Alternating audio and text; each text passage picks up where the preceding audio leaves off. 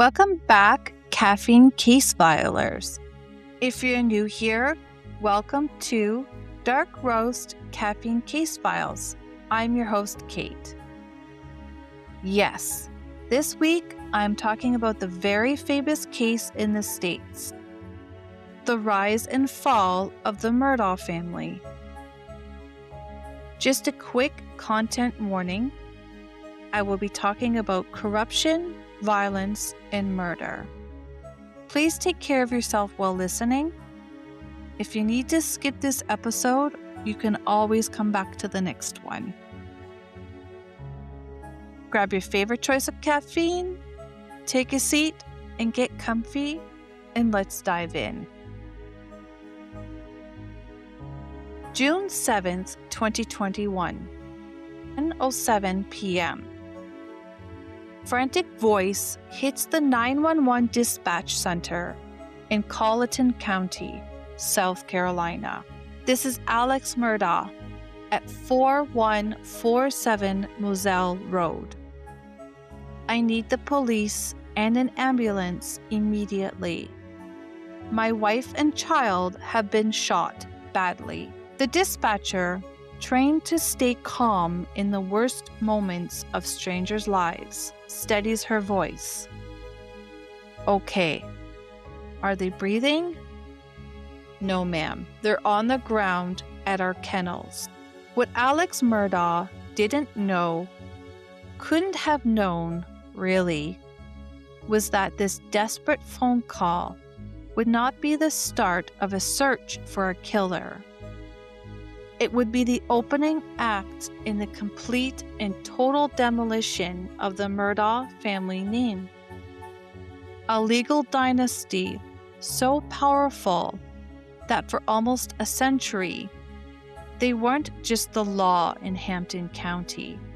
They were the law. For 87 years, 3 generations of men named Randolph Murdaugh controlled the prosecutor's office known as the 14th Circuit Solicitor, overseeing Allendale, Beaufort, Colleton, Hampton, and Jasper counties. Locals called the region Murdaugh Country. The family patriarch, Randolph Murdaugh Sr., founded a one-man law firm in Hampton back in 1910. 10 years later, he was elected the first Murdaugh solicitor. He held the office until 1940, when he died in a mysterious train accident. An accident that some whispered was not an accident at all, but a suicide after months of debilitating illness. The coroner's report noted injuries consistent with being struck by a train. But in Hampton County, you didn't ask too many questions about a Murdaugh. You simply accepted the answer you were given. When Randolph Sr. died, his son, Randolph Buster Murdaugh Jr., took his place. Buster Jr. held the office from 1940 to 1986. For 46 years, he was the 14th Circuit Solicitor. He stayed in power for decades, even after being indicted for tipping off bootleggers about an impending raid. He was acquitted, of course. His son, Randolph Murdaugh III, took over in 1986 and served until 2005. For the better part of a century, a Murdaugh often ran for office unopposed. Why would anyone challenge them? The family firm, later known as PMPED, Peters, Murdaugh, Parker, Eltsroth, and Detcher, was a civil litigation powerhouse that specialized in winning multi-million-dollar personal injury settlements. The Murdaughs represented the injured and the wronged, while also, through the solicitor's office, deciding what constituted a crime and who would be punished for it. The line between prosecutor and defense, between public servant and private profiteer, had been blurred for so long that in Hampden County, people had stopped seeing where one ended and the other began. Because when the Murdaughs were the ones who would decide your fate in criminal court, you didn't sue a Murdaugh. You didn't investigate a Murdaugh. You didn't even question a Murdaugh. The family's long-standing legal power, that symbolic relationship between the private law firm and the public prosecutor's office, had created an environment where corruption wasn't just possible, it was almost inevitable. This is a story of how the last heir to that empire, Richard Alexander, Alex Murdaugh, burned it all down, and how, in the process, he brought a century of privilege crashing to the ground. Understand what happened on Moselle Road. You have to understand the unspoken rules of the Low Country. The Murdaughs were more than lawyers. They were the patriarchs of the Low Country, the gatekeepers of justice. They decided what misdeeds became crimes and what crimes ever made it to trial. Alex Murdaugh didn't go into prosecution like his father and grandfather before him. He went into the family firm, PMPED, where the real money was. And behind his affable southern charm, that easy smile, that soft drawl, the way he could make anyone feel like they were his best friend, Alex developed a ferocious secret, an addiction to opioids that, by the early 2020s, was costing him an absolute fortune. A fortune he simply didn't have. For years, nobody noticed. Or maybe they did, but they looked away. That's what you did in Hampden County. But the money Alex was spending, thousands of dollars a week on pills, funneled through a sprawling network of drug dealers and pill mills, had to come from somewhere. And where it came from, by the time investigators finally started pulling at the thread, would shock even the most cynical observers. It wasn't just that Alex was stealing. It was who he was stealing from. The most vulnerable people imaginable. Clients who had been catastrophically injured and had trusted him, trusted the Murdaugh name to secure their futures. Alex Murdaugh didn't steal $12 million by himself. You can't move that kind of money quietly, systematically, for years without help.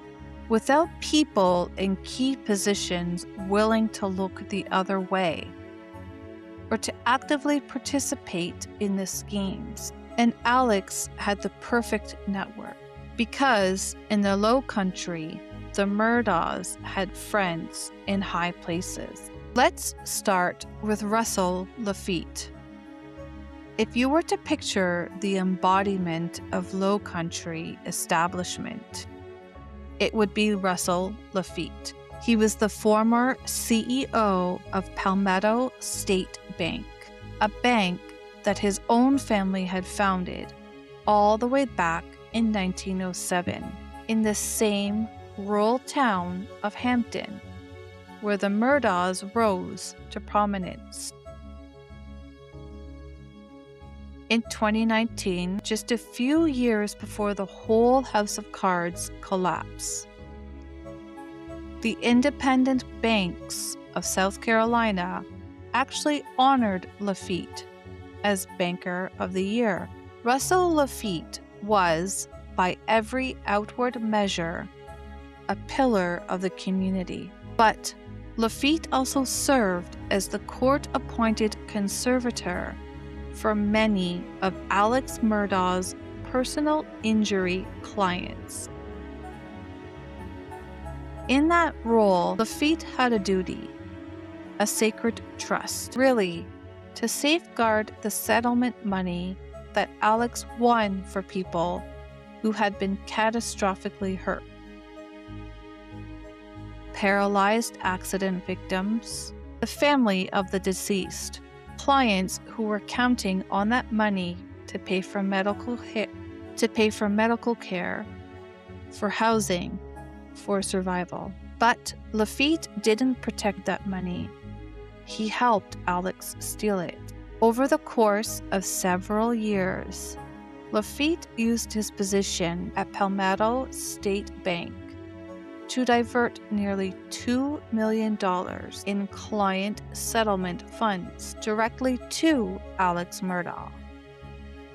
Money that was used to pay down Alex's mounting debts, to fuel his opioid addiction, to maintain the lavish lifestyle of a man who was, behind closed doors, drowning. Lafitte would later claim, again and again, that he didn't know he was committing crimes, that he was just doing what Murdaugh asked him to do, that he was manipulated by a major customer. But the evidence told a different story.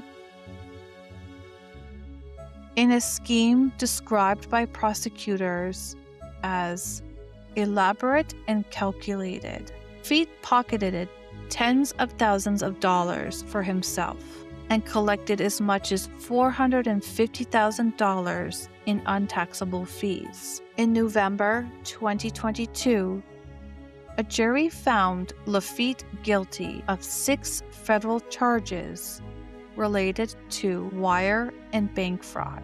He was sentenced to 7 years in prison and ordered to pay more than $3 million in restitution.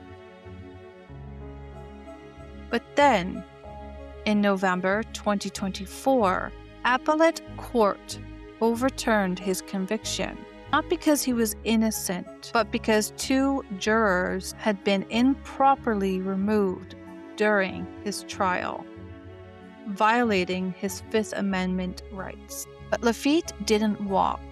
He couldn't. In April 2025, Lafitte pleaded guilty to a string of federal charges, becoming the 3rd and final federal defendant embroiled in the Murdaugh saga to take full responsibility for his crimes. Federal prosecutors, after the hearing, issued a statement that cut to the heart of the matter. Quote, "As of today, Russell Lafitte, Alex Murdaugh, and Corey Fleming have all pleaded guilty and taken full responsibility for their crimes in federal court.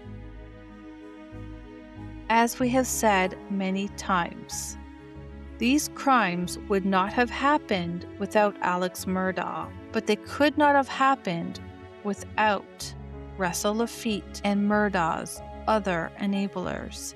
End quote. That October, Lafitte was sentenced to 8 years in prison, the sentence to run simultaneously with his federal term. He stood silent in the courtroom. That October, Lafitte was sentenced to 8 years in prison, the sentence to run simultaneously with his federal term. He stood silent in the courtroom as the judge handed down the punishment. The man who had once been Banker of the Year, now facing years behind bars. But Lafitte was only one piece of the puzzle. If Russell Lafitte was the banker who helped Alex steal, Corey Fleming was the lawyer who helped him cover it up. Corey Fleming was Alex Murdaugh's college roommate.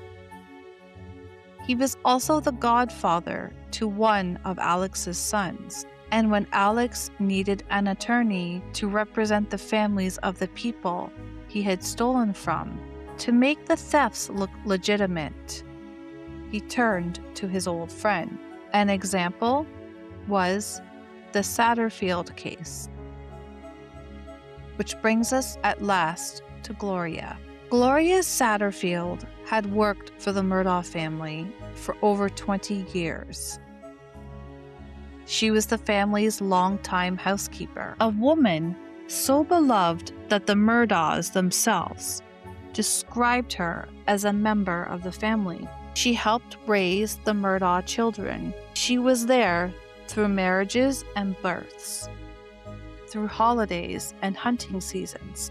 On February 26, 2018, Gloria Satterfield died. The official story at first was that she had tripped and fallen down a set of steps at the Moselle hunting estate. She struck her head, was taken to the hospital, and never recovered. The Murdaughs told Gloria's sons that their mother had tripped over the family's dogs. It was a tragic accident, they said, a terrible misfortune. But these things happen. And then, with what can only be described as breathtaking audacity, Alex Murdaugh convinced Gloria's sons, Tony and Brian Satterfield, to sue him,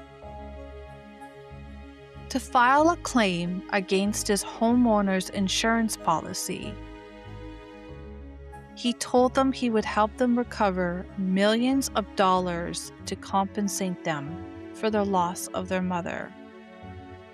He recommended that they hire Corey Fleming to represent them. After all, Corey was a good lawyer, a trusted family friend.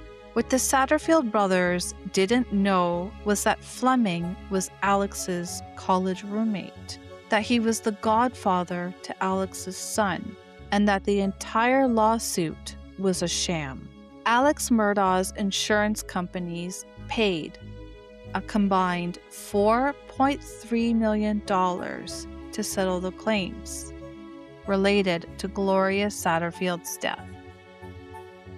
It was a staggering amount of money meant to provide for Gloria's sons, to compensate them for the loss of their mother, to help them rebuild their lives. Not a single dollar went to them. Alex Murdaugh stole every cent. He later admitted under oath that he had invented the story about Gloria tripping over the dogs. He admitted that he didn't actually know why she had been on the property that day, that the story about the fall was a lie, designed solely to force his insurers to make a settlement payout.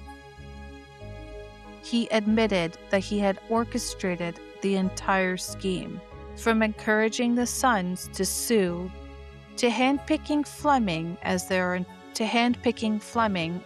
attorney, to diverting the settlement money into his own accounts. When asked why he had lied, Alex's answer was chillingly simple. He said the lies were meant to force his insurers to make a settlement payout. To this day, there are lingering questions about whether Gloria Satterfield's death was truly an accident. The circumstances remain suspicious. She fell on property owned by a man who would later be accused of murdering his wife and son. A man who had built an entire career on manipulating the legal system for personal gain. Her body has never been exhumed, though her sons have expressed support for an investigation if evidence of foul play emerges.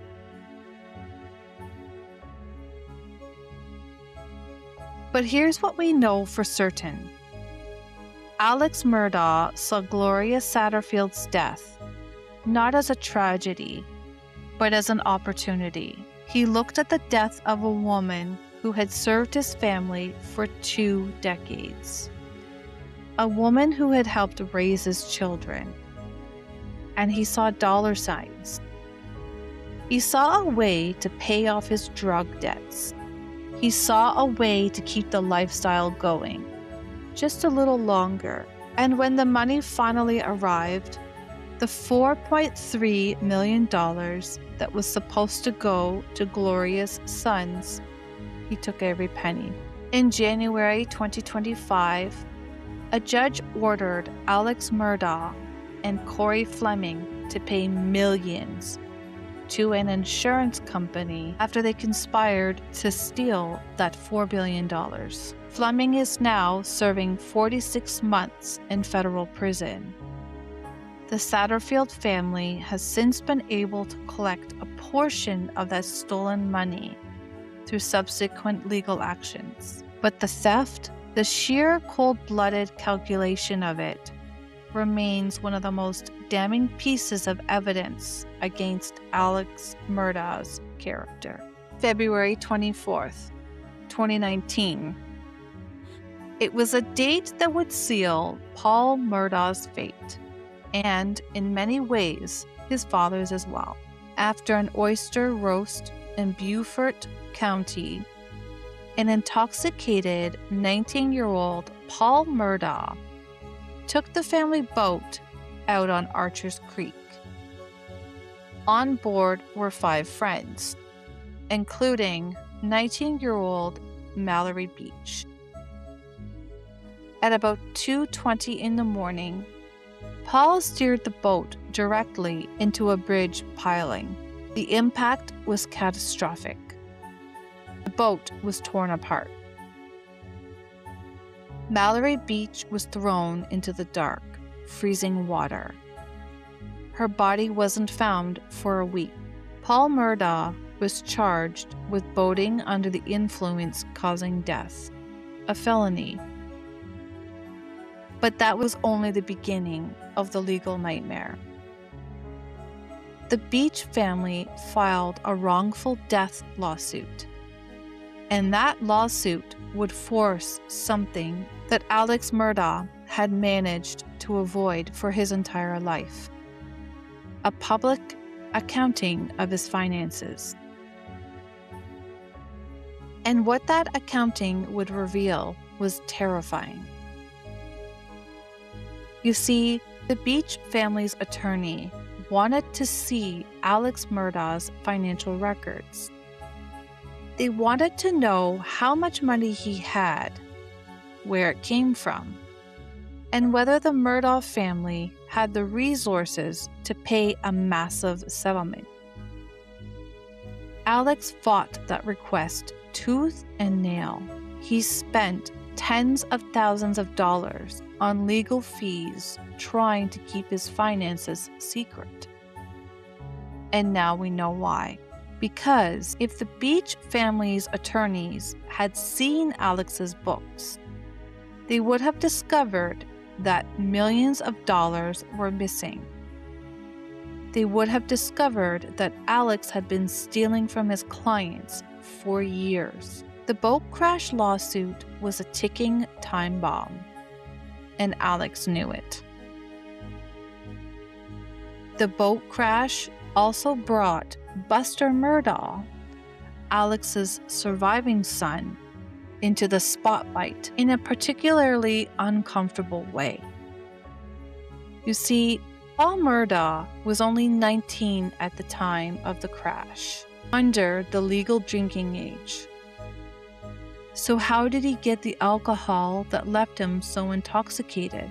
He used his older brother Buster's ID to buy beer at a Parker's Kitchen convenience store.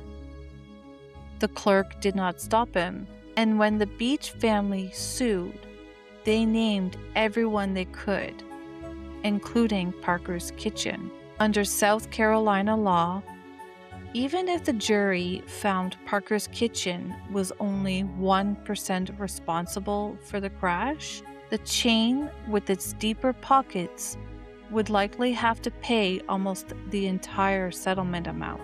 In 2026, Parker's Kitchen agreed to a $15 million settlement with Mallory Beach's family. It was a staggering sum, one that closed the final chapter of the Beach family's legal battle. But it didn't erase the questions. Nurses at the hospital where the injured teens were taken later revealed that Alex Murdaugh and his father arrived not long after the crash and tried to talk to the teens alone in the emergency room. One teen said it appeared that the family was trying to convince them to say something other than Paul Murdaugh, to say someone other than Paul Murdaugh was driving the boat. The boat crash didn't just kill Mallory Beach.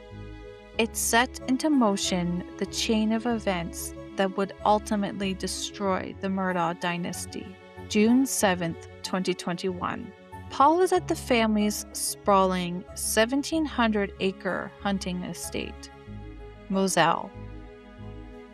Alex calls Maggie, his wife of over 20 years, asking her to come down from their main house. It was supposedly to visit Paul, who was there alone. What happened next has been the subject of countless hours of courtroom testimony, documentary analysis, and armchair detective work. But here's what we know. Cell phone data and vehicle technology painted a grim timeline. At the dog kennels near the estate, someone shot Maggie multiple times with a rifle. Then, they turned a shotgun on Paul. At 9:06 p.m., a video from Paul's phone captured voices in the background, including Alex's voice, right at the scene of the murders. But when police arrived after Alex's 10:07 p.m. 911 call, Alex claimed he had been napping at his mother's house and had just discovered the bodies.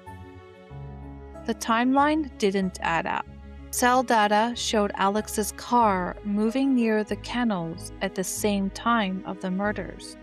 Worse, investigators quickly realized that Alex had been lying about virtually everything.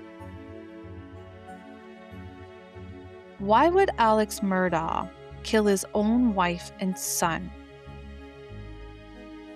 Prosecutors argued that he had a motive that was both simple and devastating. Maggie and Paul were going to expose him. The boat crash lawsuit was about to force a full financial disclosure. Paul was facing prison time.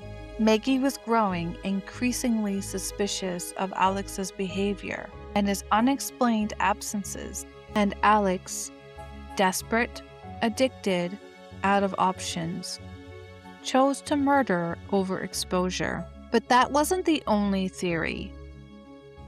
Some have suggested that Maggie was the target, that she knew too much about Alex's financial crimes and was preparing to leave him. Others have argued that Paul was the target, that his recklessness had made him a liability, that the boat crash lawsuit would bankrupt the family, and that eliminating Paul, along with Maggie, would never have allowed it, was the only way to stop the financial bleeding. Whatever the motive, the result was the same. 2 people were dead, and Alex Murdaugh was standing over their bodies, calling 911 with a performance that would later be picked apart by prosecutors, frame by frame. When Maggie and Paul Murdaugh were killed, investigators started looking at the Murdaugh family with a level of scrutiny that had never been applied before. And when they did, they found something that no one was expecting. Just 2 weeks after the double murders, the South Carolina Law Enforcement Division, SLED, announced that it had opened an investigation into the death of Stephen Smith, a 19-year-old nursing student who had been found dead on a rural Hampton County road in 2015. The announcement was stunning. Why was SLED reopening a cold case from 6 years earlier? Because, they said, information gathered during the double murder investigation had led them to believe that Stephen Smith's death might be connected to the Murdaugh family. Let's go back to July 8th, 2015. Stephen Smith, a 19-year-old nursing student and a former classmate of Buster Murdaugh, was found dead in the middle of Sandy Run Road, a rural 2-lane highway just miles from the Murdaugh family's hunting estate. Smith, who was openly gay, had been walking along the road after his car ran out of gas when a passing driver called 911 to report his body. He had suffered a 7.5-inch skull fracture. Authorities initially described the death as a hit and run, but the evidence didn't quite fit. Pathologists who examined Smith's body noted that his injuries were consistent with being struck by an object attached to a vehicle traveling at a high rate of speed, but not necessarily a car. For years, unsubstantiated speculation circulated publicly, tying Smith's death to members of the Murdaugh family. The most lurid rumors suggested that Buster Murdaugh had killed Smith in a fit of rage, or even with a baseball bat. According to one particularly sensational documentary, in 2021, SLED exhumed Stephen Smith's body and performed a second autopsy. The findings of that autopsy have never been publicly released. But in 2023, SLED announced that Smith's death was being investigated as a homicide. Pathologists who oversaw the second autopsy later told reporters, "Scientifically, medically, and forensically, we know what happened, but we don't know who did it." Enter Kenny Kinsey. Kinsey was a forensic investigator who had testified for the prosecution in the 2023 murder trial. And after the trial, Kinsey announced that he was independently investigating Stephen Smith's death. He told reporters that he had reviewed the original investigative file, examined findings from the second autopsy, analyzed police interviews, and walked the stretch of road where Smith's body was discovered. And he said that someone, though he wouldn't say who, has a good idea who committed this crime. But Kinsey also told reporters that he saw no evidence directly linking Buster Murdaugh to Smith's death. Quote, "I saw nothing that would make me even draw an inference that that's to be true." End quote. Buster Murdaugh has consistently and categorically denied any involvement in Smith's death. In March 2023, he issued a statement calling the allegations baseless rumors. And in 2024, Buster sued several media companies, including Warner Bros., discovery for defamation, accusing them of falsely implying that he had murdered Smith. His lawsuit noted that law enforcement records indicated there were at least 4 other suspects in Smith's death, besides Buster Murdaugh, and the only sources of information tying Murdaugh to Smith were based on unfounded speculation, rumor, and hearsay. In early 2026, Buster reached a settlement with the media companies. The terms were confidential, but the settlement allowed him to avoid a public trial that might have exposed the documentary's alleged shoddy journalistic practices. To this day, Stephen Smith's case remains open. No one has ever been charged. A $50,000 reward is still on offer for information leading to an arrest, and his mother, Sandy Smith, continues to push for answers as the years slip by. But there are those who believe that the Murdaugh family's long history of influence and intimidation has ensured that the truth about Stephen Smith's death may never come to light. That, in Hampton County, some secrets are simply too old, too entwined with the fabric of power to be unearthed. The bodies of Maggie and Paul were barely cold, just 3 months after the murders, when Alex Murdaugh attempted one of the most idiotic insurance fraud schemes in American criminal history. September 4th, 2021. Alex is spiraling. The financial crimes are about to be exposed. The law firm PMPED is closing in. The Beach family's lawsuit is demanding answers, and Alex, desperate, addicted, out of options, comes up with a plan so insane that it almost defies belief. He calls a former client, a man named Curtis Edward Smith, and asks him to kill him.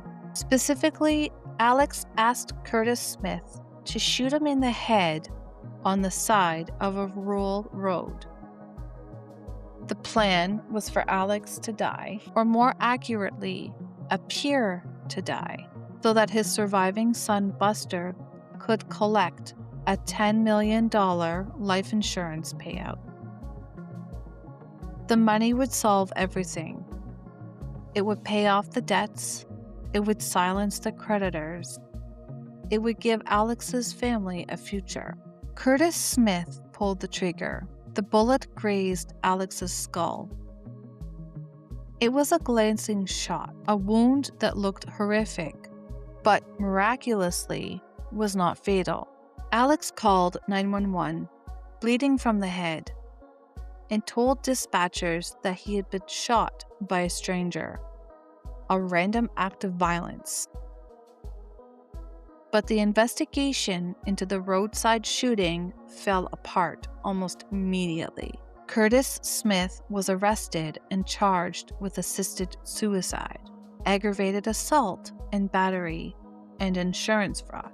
Alex later admitted that he had orchestrated the entire scheme, that he had asked a former client, a man who, by all accounts, was terrified of him, to shoot him, that he had done it all for the insurance money. By the end of 2021, the fallout was complete. The family law firm booted Alex immediately after discovering that he had stolen millions. He was disbarred. He was facing over 100 charges of fraud, money laundering, and embezzlement. The man who had once been one of the most powerful attorneys in South Carolina was now, in the eyes of the law, a common thief. January 23, 2023. The double murder trial begins. It's televised, beamed into living rooms across America. It's 6 weeks long, and it becomes a ratings juggernaut. People who had never cared about South Carolina law were suddenly experts on the 14th Circuit Solicitor's Office. The prosecution built a meticulous, devastating timeline. The cell phone data, the Snapchat video from Paul's phone at 9:06 p.m., the video that captured Alex's voice at the kennels, contradicting his alibi. The financial motive, the $12 million in stolen money, the impending exposure, the desperate need for a way out. And then, in a move that surprised even his own lawyers, Alex Murdaugh took the stand in his own defense. His voice cracked, his eyes filled with tears. Quote, "I would never, under any circumstances, hurt my wife Maggie," he said, sobbing. "And I would never, under any circumstances, hurt my son Paul." End quote. But the tears couldn't erase the evidence. The jury of 12 men and women, ordinary citizens, not legal experts, but people with common sense, deliberated for less than 3 hours. They saw through the performance. On March 2nd, 2023, Alex Murdaugh was found guilty on 2 counts of murder. Judge Clifton Newman, a man who had spent his entire career in the shadow of the Murdaugh dynasty, who had, in fact, been appointed to the bench while the Murdaughs still controlled the 14th Circuit Solicitor's Office, looked down at the man whose family had once owned his courtroom, and then he spoke words that would echo across the country. Quote, "It might not have been you," Judge Newman said. "It might have been the monster you've become, but you take 15, 20, 30, 40, 50, 60 opioid pills." He sentenced Alex to 2 consecutive life sentences. No parole, no possibility of release. But that wasn't the end of Alex Murdaugh's legal troubles. Not by a long shot. Alex Murdaugh didn't stop fighting. While serving life in a maximum security prison, he appealed his murder convictions, and then a bombshell, evidence of jury tampering. The 2023 trial had been overseen by the Colleton County Clerk of Court, a woman named Becky Hill. Alex's lawyers produced juror affidavits claiming that Hill had told jurors not to be fooled by the defense's evidence.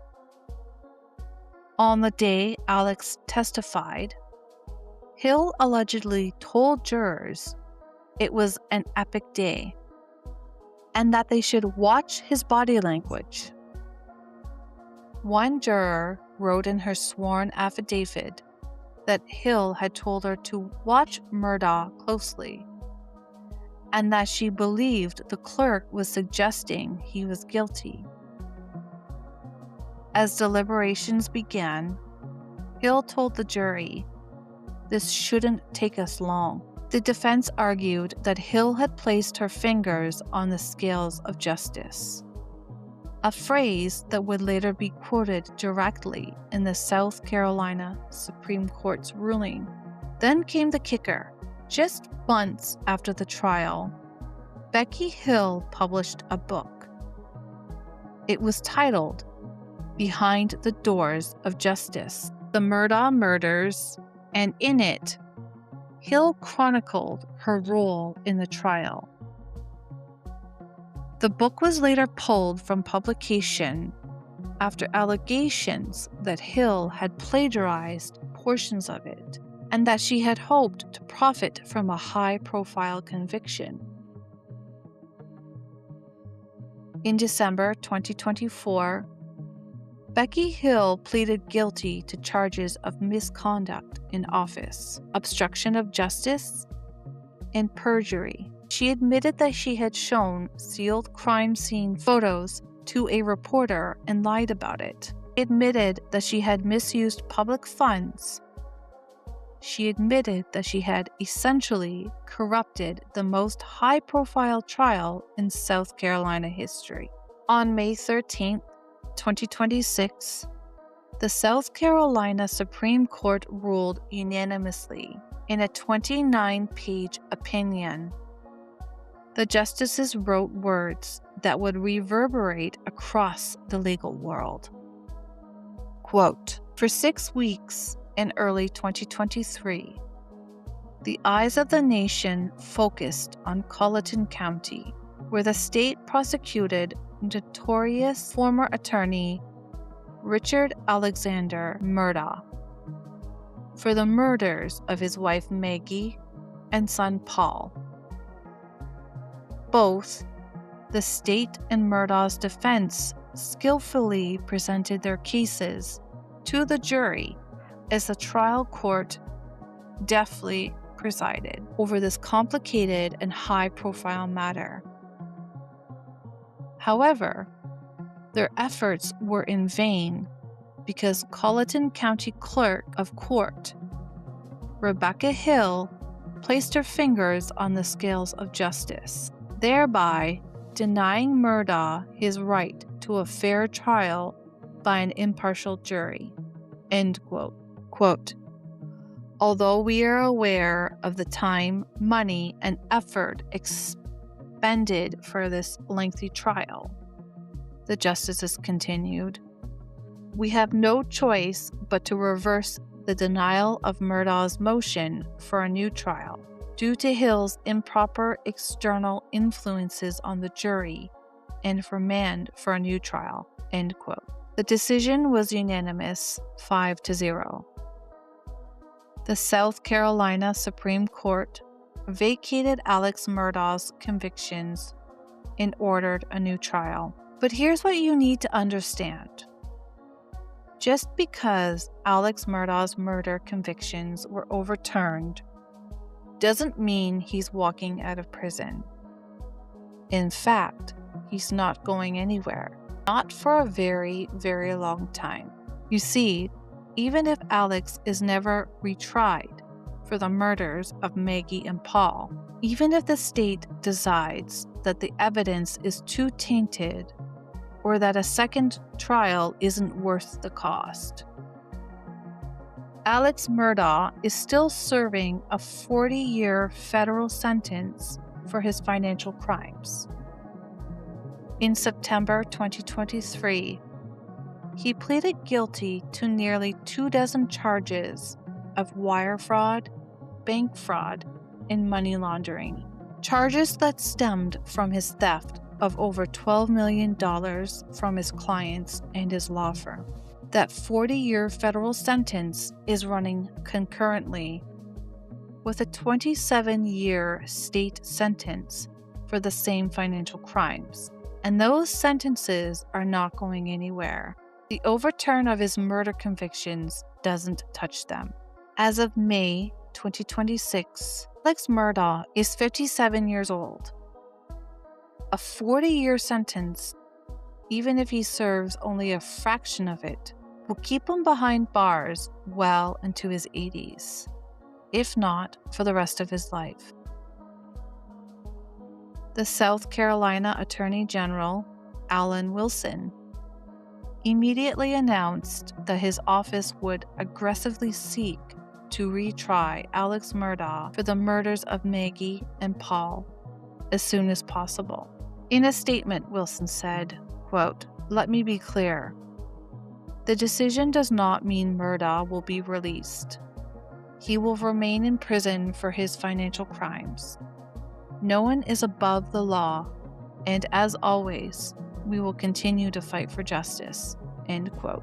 So while the overturn was a stunning legal victory for Alex's defense team, led by attorneys Dick Harpootlian and Jim Griffin, who called the court's decision an affirmation that the rule of law remains strong in South Carolina.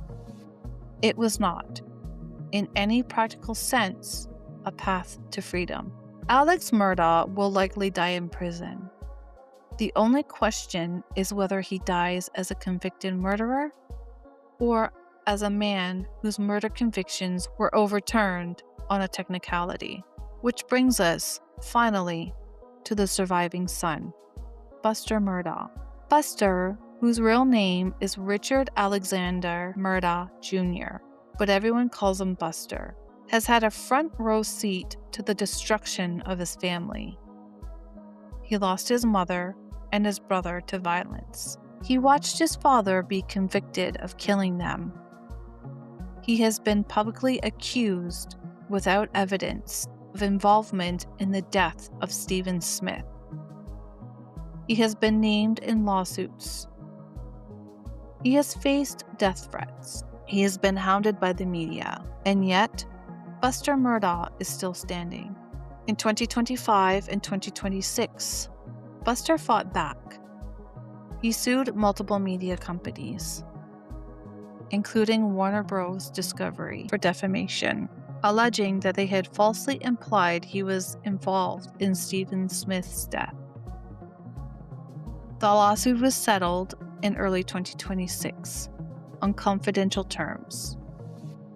But the settlement allowed Buster to avoid a public trial that could have exposed the shoddy journalistic practices alleged in his complaint. Buster has also had to navigate the aftermath of his brother Paul's boat crash. In 2026, a $15 million settlement was reached with Parker's Kitchen, the convenience store that sold Paul alcohol using Buster's ID.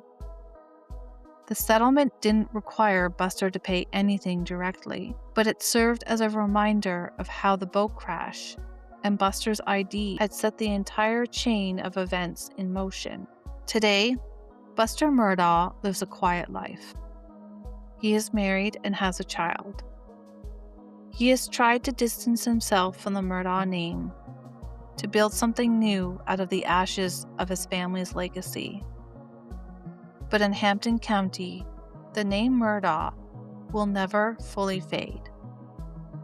It is etched into the landscape, into the courthouse walls, into the memories of everyone who lived through the dynasty's collapse.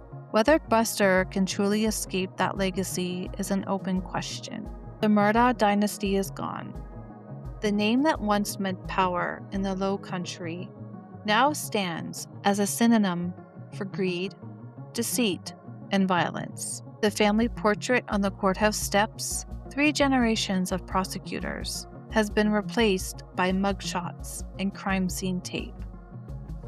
The courtroom where Murdaughs once decided the fates of others is now the courtroom where they were judged. The house at Moselle, the 1,700-acre hunting estate where Maggie and Paul were killed, sits empty. The kennels where they died have been torn down.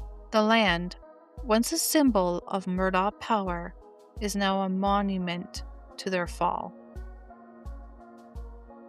And still, the investigations continue. Gloria Satterfield's case remains open.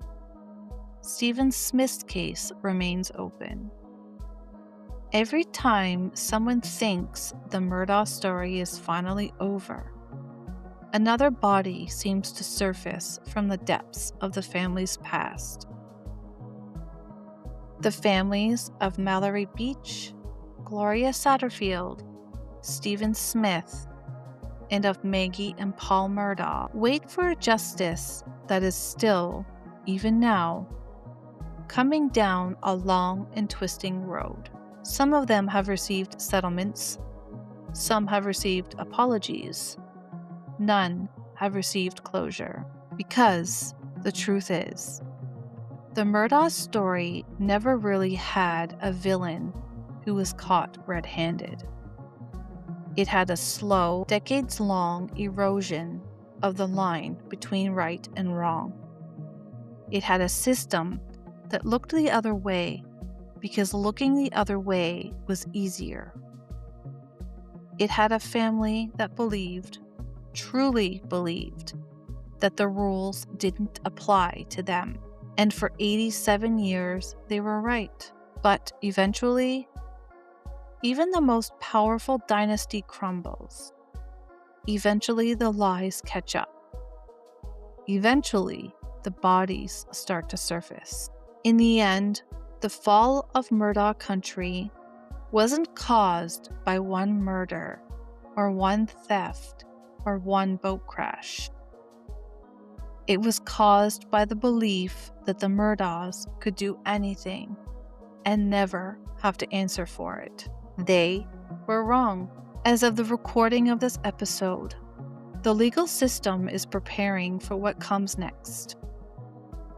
The South Carolina Attorney General's office has announced that it will seek a new trial for Alex Murdaugh on the murder charges. The trial, if it happens, will likely take place in 2027 or 2028. It will be a logistical nightmare, finding an impartial jury, re-litigating evidence that has already been presented once, dealing with witnesses who may have died or whose memories have faded. But the state is determined. They believe, as the original jury believed, that Alex Murdaugh killed his wife and his son to cover up his financial crimes. They believe that the evidence, independent of Becky Hill's interference, is overwhelming. And they believe that a second jury will reach the same conclusion as the first. Alex Murdaugh's defense team, meanwhile, is already preparing. They will argue that the state's case was always weak, that there was no DNA evidence, no murder weapon, no eyewitnesses. They will argue that the financial crimes evidence should not have been admitted. They will argue that the entire prosecution was tainted from the start. But whatever happens in that new trial, one thing is certain. Alex Murdaugh will not walk free. He is serving 40 years for his financial crimes. He is in a maximum security federal prison. He is not getting out. The only question is whether he dies with the label convicted murderer attached to his name, or whether that label is stripped away, leaving him in prison for a different set of crimes. For the families who have suffered, from Mallory Beach's mother, who will never see her daughter again, for Gloria Satterfield's sons, who lost their mother and then were robbed of the money meant to compensate them, for Stephen Smith's mother, who still doesn't know who killed her son. The overturn of the murder convictions feels like a betrayal.